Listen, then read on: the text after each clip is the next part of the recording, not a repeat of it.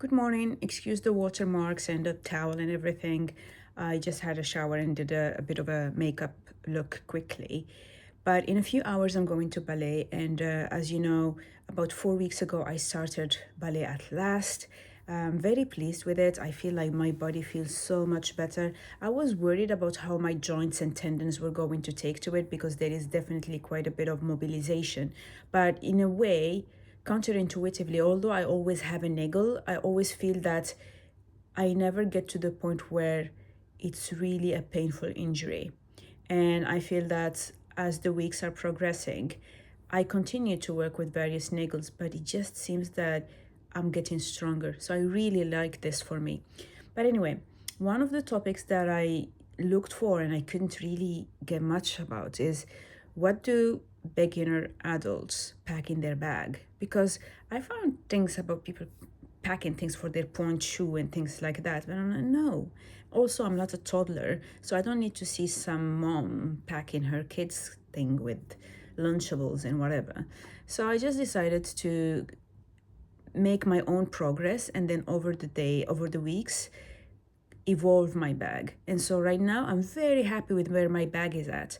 And probably I will revisit in 3 or 4 months, but for now, very, very pleased. And so I'll show you what I pack for my ballet class as an absolute beginner adult. This is my dance bag. It's from Nike. I bought it a couple of years ago. It was meant to be my race bag, but I'm not doing races as much or at all. But yeah, so it is in the utility line. So these are known for having multiple pockets, very, very practical. Lots of professional athletes get this as part of their kit. And this one is in the Storm edition, meaning that it's fully waterproof.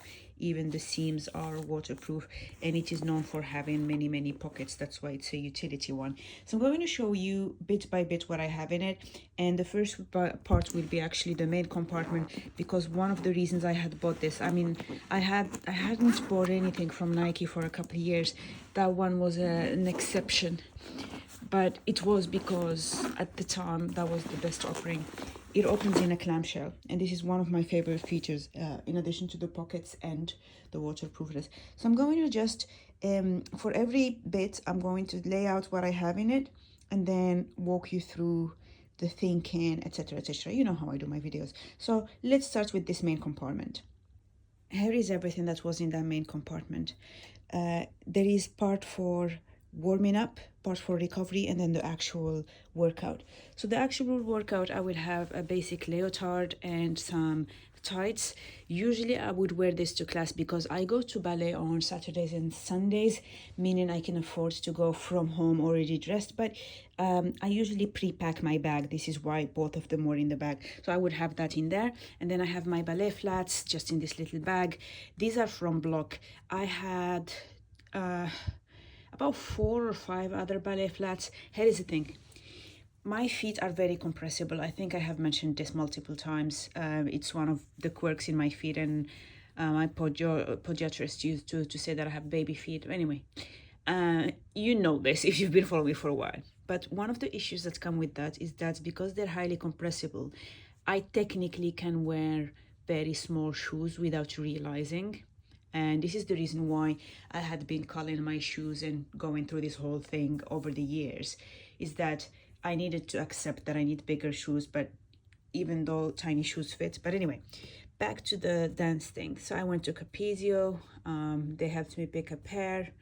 I took it, danced with it a few times, and it was too tight after I danced with it. So I kept it for belly dancing. And then I did that, and every time I went there, they would give me one size up. I ended up going through 4 sizes. That's shocking, from 8M to 12M. And all of them fit at the store. And then when I would go, they would be okay-ish for belly dancing. But then when I go for ballet, I cannot go through the full range of motion. And yes, you could say, Uga, you could try the full range of motion of ballet things at the store. I did. It's not the same as a 90-minute class. So I kind of gave up on Capezio, and then I went to Block, and I spent 20 minutes at the store, and I told them my issue. And I said, I don't want to come back for another pair after I do 90 minutes of class in these. So we spent a bit of time, and then we realized that, shockingly, I also need wide shoes in ballet. Well, in real life, my feet are quite narrow, so I usually get narrow shoes. But in ballet, I'm actually a wide. But anyway, we ended up finding my perfect size, and I ended up getting this in multiple colors. But that's story time. For everything, you could go pretty budget friendly. For shoes, I wouldn't do that. For shoes, just, you know, feet are important. Then I have this little piece of, what would you call that? It's not a yoga mat because it's not very soft. It's not really rollable, but it acts as that. It's meant to be just a pad. Instead of me carrying an entire yoga mat, I just have this thing, and then whenever I'm doing a plank, I can put my elbow on it, or if I'm doing something with my knees, I can do that because I have very sensitive patella. While we're on the recovery thing, this is a mini roller, foam roller, and because it's hollow inside it, I have a couple more things. So I have this little trigger ball. I can use it for my feet, the metatarsals. Well, metatarsals are actually the bones. What are the muscles called? Ludicri, I don't know, something with L. But anyway, calf, etc. This is, I had like 5 or 6 of these because you've seen them in my warm-up video for running. I don't do much running anymore, but I still have the gear, so I just use these to do some banded exercises. It helps with the resistance. And this is a TheraBand that I only recently got because initially I would do my TheraBand foot strengthening exercises using ones that my physio gave me, because, you know, I'm very injury prone, and I've been seeing my physio for so many other injuries, so she always cuts a piece of TheraBand and gives it to me. But this is my first one that I bought, but it's not very expensive. Then I have these warm-up booties, and for a lot of this equipment, you can get them from various brands. Like Block are very famous for doing the warm-up booties, etc. But you can also get the cheaper versions from online shops or things like that, because if you don't know yet whether ballet is for you, there's nothing wrong with that. But these are warm-up booties that I wear if I arrive to class about half an hour earlier, which is ideal. Then I can do my warm-up, and I tend to have lots of feet cramps. So I try to really work on loosening them, on strengthening them, on keeping them warm. And then these are the ripstop pants. These trousers are made of a very, very lightweight material. They're sometimes called also trash bag trousers. Again, you can have them from anywhere in online shops, etc. But Block also makes some good ones. And this is a mini skirt that actually is meant to go with this. Realistically, now the rule is that if you're a beginner ballet dancer, you want to just be wearing tights and leotards because it helps the instructor to look at your alignment. But obviously, I'm doing an absolute beginner ballet class for adults, so nobody's gonna be trying to correct my alignments so hard, although my teacher is amazing. And also, I mean, she's very experienced. She should be able to see even if I'm wearing this thing rather than that. But it is mostly for me because I'm still a bit self-conscious about wearing just tights and leotard. I mean, other women in my class do that. They're pretty comfortable in their bodies. I'm not there yet. I will get there. And when I get there, I will let you guys know, because that will be a very big moment. But anyway, this is the main compartment. I've put everything back in here, and now we're gonna look at this little mesh side. That's all I have in the mesh side. Extra underwear, extra tight, just in case. This bag, in case I wanna take some dirty, sweaty items home. And this is a fitness ball, an inflatable fitness ball. It looks like this. So because I'm very injury prone, you will hear me say that so many times. I do take a class on Sundays called Posture Power, which is based on PBT, Progressive Ballet Technique, and it uses these balls and things like that to help strengthen the muscles that you would specifically use for ballet.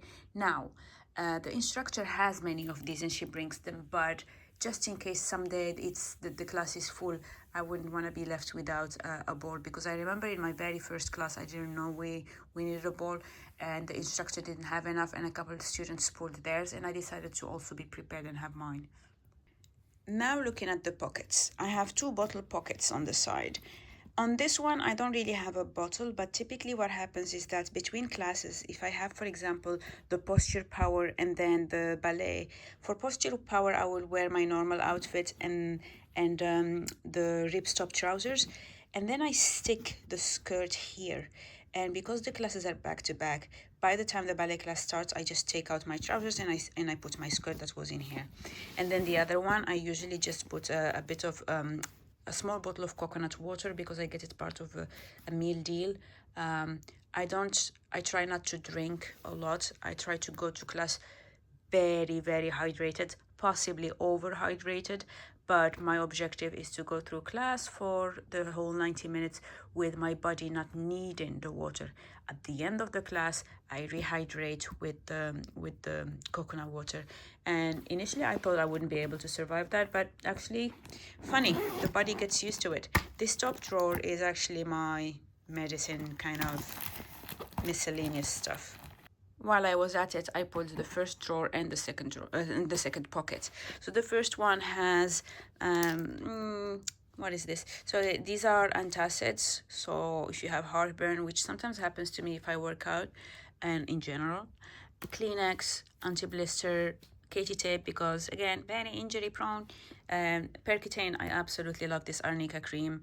It's from New Zealand. I used to use it a couple of years ago when I still had my, well, 2-3 years ago, when I still had my physio from New Zealand. He left the UK now, and it was discontinued. I was stocking it, and it just got restocked a month ago, because apparently they have a new packaging. I think this is why you weren't able to buy it, because it's from a very niche website, and I even paid for shipping.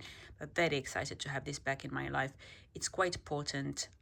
Sometimes it burns. For me specifically, if I sweat or if it comes in contact with water, I burn a bit, but I don't mind, because it's just so good for my joints, and I do tend to have joints and tendon issues. This is a gel. It's one of those gels that you have for endurance running and things like that, or cycling. And I haven't used it, but I like to have this as a backup in case someday I have an intense day and I just feel like I'm flagging because my sugar is going down. I'm not diabetic, but we all know the feeling. Some Listerine, because you don't wanna stink.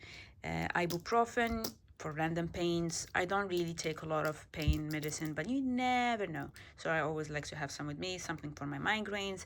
And this is something, it's called the Nip Balm by Dr. Lip. It was on offer, a box of 10, a long time ago, and I bought it and I regret buying it. I never use it, so I just stick it everywhere in the hope that I would use that.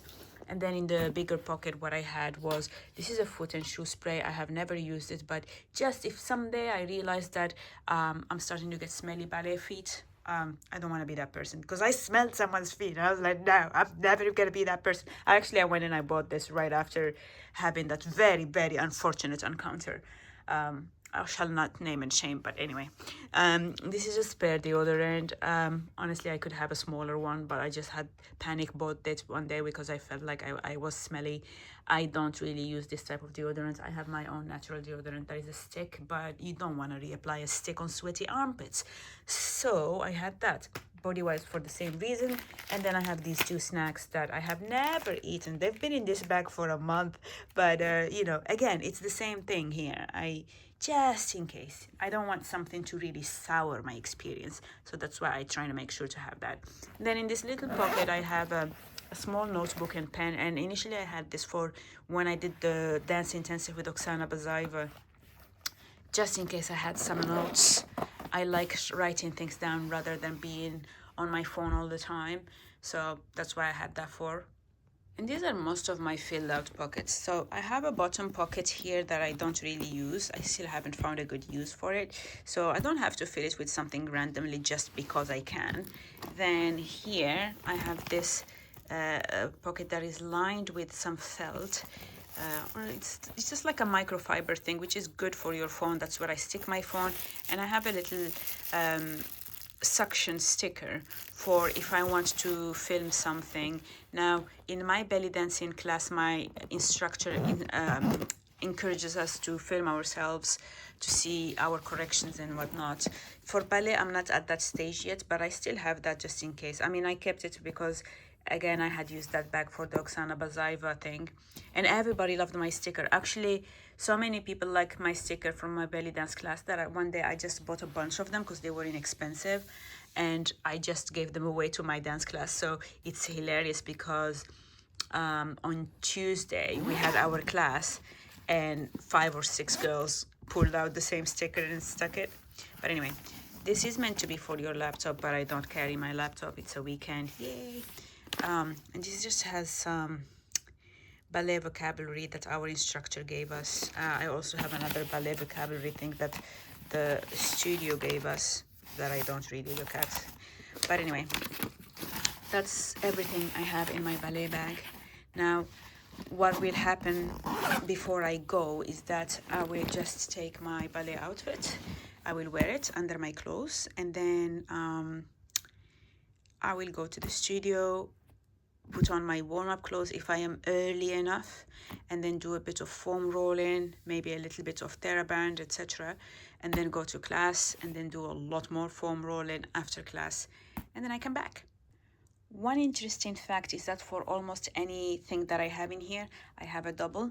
So this is the ball from the PBT class. I still haven't started using it because I want to do a few more of these classes until I learn how to use it safely, and then I'm gonna replicate it at home. This I anyway had. This is a much harder version than what I have in my bag. And this I had maybe 4 or 5 because that's what I use for running. And the TheraBand, I absolutely love the TheraBand. I try to do about 10 minutes a day of various foot strengthening exercises, and one of them happens to be the TheraBand. And I feel like it's helping me a lot, and I'm having less cramps.